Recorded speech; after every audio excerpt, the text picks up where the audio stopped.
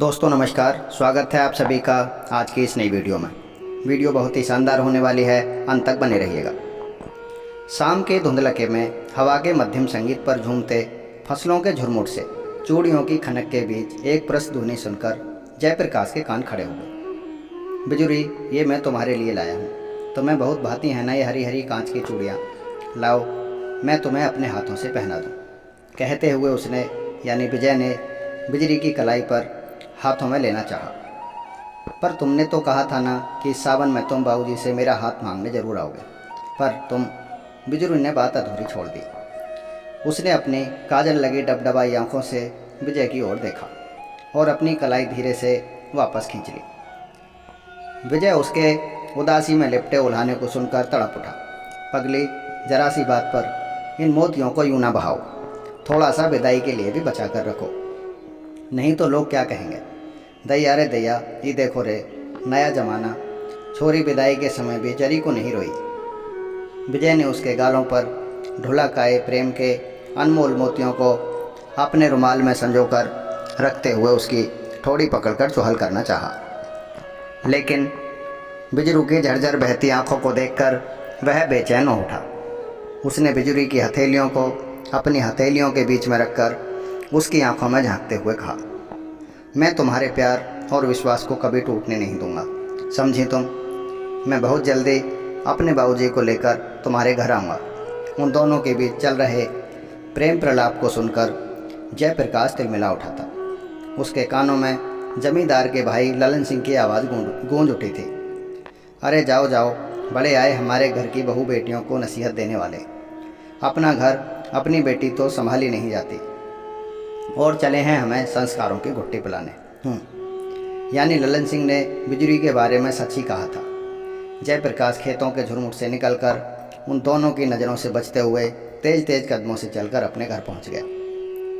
क्रोध ने उसके उम्र दराज हो चले पाँवों में न जाने कहां से इतनी तेजी ला दी थी कि खेत से घर तक की दूरी को उसने चंद मिनटों में ही तय कर लिया था। घर आकर भी उसे राहत ना मिली। चहलकदमी करते हुए वह सोचने लगा कि कैसे बिजरू की माँ ने अंतिम घड़ी में उसका हाथ मेरे हाथ में धरते हुए कहा था, बिजुरी के पापू, मेरी बिजरी को कभी दुख न होने देना। अब तुम ही इसकी माँ भी हो और बापू भी। सुन रहे हो ना तुम, बिजुरी के बाबा कहते हुए उसकी जबान लड़खड़ाने लगी थी, सांसें तेज चलने लगी थीं और देखते ही देखते उसकी आंखें बिजुरी के चेहरे पर जाकर सदा के लिए पत्थर हो गई थीं। जयप्रकाश का छोटा सा संसार लुट चुका था। उसकी छाया बनकर हर सुख दुख में उसकी हिम्मत बंधाने वाली उसकी पत्नी असमय ही काल के क्रूर पंजों का शिकार हो चुकी थी। और बिजुरी को तो ऐसा सदमा लगा था कि कई दिनों तक बिस्तर पकड़े रही थी। मैंने उसे प्यार दिया, दुनिया की ऊंच नीच की समझ दी, कोशिश किया कि बिन माँ की बच्ची की आंखों में आंसू का एक कतरा भी न आने पाए। और उसने मेरी ही अपने बाप की ही पगड़ी उछालने की ठान ली। गांव में भर में मेरी इज्जत कटवाने पर तुली है। मैं तो पूरे गांव में इस गुरूर से घूमता था कि मैंने अपनी बेटिया को बेहिसाब दुलार दिया है, कभी किसी चीज़ की कमी न होने दी। उसके कदम कभी गलत रास्ते पर नहीं जाएंगे। मेरी बिजली मेरा गुमान, मेरा अभिमान है। पर अब मैं लोगों को क्या मुँह दिखाऊंगा? नहीं, मैं यह नहीं होने दूंगा। पर उसे समझाऊं कैसे?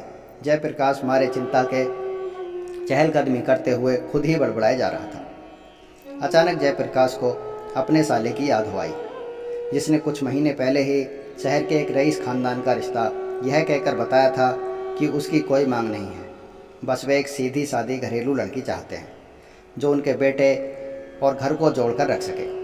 जयप्रकाश ने चहलकदमी करते हुए मन ही मन को जोड़ घटाव करते हुए एक फैसला लेने का निश्चय किया। घर के दरवाजे पर हुई आहट से जयप्रकाश के मानसिक उथल पुथल पर विराम लग गया। बिजली थी, पर ये क्या हुआ इसे? उसकी आंखों और नाक दोनों सुर्ख हुई जा रही थी। चेहरे पर जमाने भर की उदासी फैली थी। जयप्रकाश की नज़र उसकी कलाई पर पड़ी। कलाई तो सूनी थी, पर उसके दुपट्टे के छोर में कुछ जरूर बंधा था, जो बिजली के चलने पर हौले से खनक कर उसके राज का खुलासा कर रहा था। बाबूजी, रात के खाने में क्या बनाऊं? उसने कांपती आवाज़ को भरसक संभालते हुए पूछा था। पर जिस पिता ने बेटी को माँ बनकर पाला हो, उससे बेटी की आवाज़ की कंपन भला कैसे छिप पाती। बेटी की उदास आवाज़ से जयप्रकाश का मन पसीज उठा। उसने बिजली को पास बुलाकर कुछ कहना चाहा, पर उसकी साम आँखों में गहराते बादलों की परछाई देखकर सहम गया। उसने उसके सिर पर दुलार से हाथ फेरते हुए कहा, कुछ भी बना ले। कहते हुए तेजी से बाहर निकल आया। जयप्रकाश का मन पसीजा तो जरूर था, लेकिन वह एक पिता का मन था, पर वह एक पुरुष भी तो था, और उस पुरुष को अपनी नाक प्यारी थी, अपनी पगड़ी प्यारी थी। लोग क्या कहेंगे, इसकी भी तो परवाह थी उसे। सो बिटिया के प्यार के सामने उस दम्भी पुरुष की उसकी नाक की जीत हुई, जो हर बात को, यहाँ तक कि अपने परिवार की खुशियों को भी सामाजिक प्रतिष्ठा की भेंट चढ़ा देते हैं। जयप्रकाश ने कुछ सोचते हुए अपने साले के पास संदेशा भेज दिया। एक आध महीना मुश्किल से बीता होगा कि बिजली का लगन भी तय कर दिया। बिजली ने जब सुना तो वह ऐसे जड़ हो गई जैसे उसे काट मार गया। सदमे में उसकी आंखें बरसी नहीं, उफनी नहीं, बल्कि वे थोड़ी और कातर हो उठी। उसने निरीह भाव से पिता से कुछ अर्ज करना चाहा। होठ धीरे से कांपे भी, लेकिन जयप्रकाश ने उससे मुंह फेर लिया और ब्याह की तैयारियों में खुद को उलझाने का अभिनय करने लगा। विजय ने सुना तो वह अपने पिता के साथ याचक बनकर आया। अपने प्रेम की दुहाई दी और यह भी आश्वासन दिया कि वे उनकी ऊंची जात वालों से भी बढ़कर उनकी बेटी को सम्मान देंगे, प्यार देंगे। बेटी के मोह में जयप्रकाश का कलेजा क्षण भर के लिए नरम पड़ गया। थोड़ी देर के लिए बेटी के प्रेम में भीगे उसके मन ने झूठी प्रतिष्ठा को आंखों में तरेरी, लेकिन फिर उसके कानों में ललन सिंह का तिरस्कार भरा स्वर सुनाई पड़ा। अरे तुम मर्द हो मर्द, औरतों जैसे नरम दिल से नहीं, बेटी को मर्द की तरह पालो, समझे। लड़की जात को ज़्यादा छोड़ दोगे तो तुम्हें ही पछताना पड़ेगा। मुंह पर कालिक पोत देगी कालिक, सुन लो अच्छी तरह। दरवाजे की ओर से उसे बिजली की परछाई दिखाई दी। सुबगने की आवाज़ भी सुनाई दी, किंतु मगरूर पुरुष ने अपना कलेजा पत्थर का बना लिया था। उसने विजय को उसकी जात का हवाला देकर दो टूक जवाब दे दिया। ऊंची नाक की जीत हुई, खोखली प्रतिष्ठा अपनी जीत पर ठहाके लगा रही थी। आनन फानन में बिजली को लगन मंडप में बैठा दिया। उस घर में शमशान जैसा सन्नाटा पसरा था, और उसी सन्नाटे में ढोलक की थाप पर सुहाग के गीत गाए जाने लगे। और बिजली अंजलि भर भर कर अनाज अपने पिता के घर में फेंकती हुई, ब्याह की रस्म निभाती हुई, पिता का घर धन धान्य से भरा रहे की कामना करती निर्जीव आँखों से नैहर से विदा हो गई। न वह बाबुल के गले लगकर रोई, न उसने नज़र उठाकर नैहर की दीवारों को ताका, न अपने बचपन को अंतिम बार विदा कहा। बस घूंघट काढ़े वो किसी यंत्र की तरह चलती रही।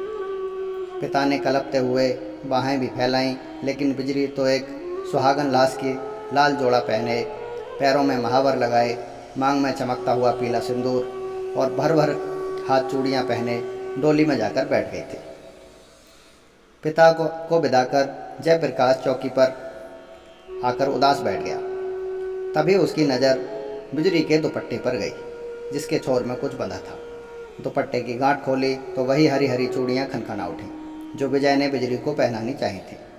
उन चूड़ियों के साथ एक मुड़ा तुड़ा सा कागज भी दुपट्टे के भीतर से मुँह खोले झांक रहा था।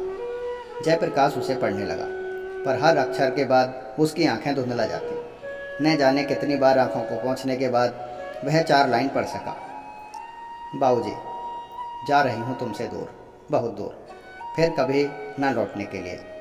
बाबूजी, तुमने माँ बनकर मुझे पाला जरूर, अपना दुलार भी दिया, मेरी हर जिद को अपना अरमान समझा, लेकिन तुम माँ न बन सके, वरना मेरे मन की पीड़ा को, खैर जिस कारण से तुम्हारी नाक कटने का अंदेशा था, उस वजह को और अपने अरमान, अपनी मुस्कान, अपनी ज़िंदगी को यहीं तुम्हारे पास, तुम्हारे घर की चौखट पर छोड़े जा रही हूँ। साथ में यह हरी चूड़ियाँ भी, जिसने मेरी आंखों को सपने दिखाए थे, और अपने साथ सिर्फ और सिर्फ अपनी माटी की देह के लिए जा रही हूँ।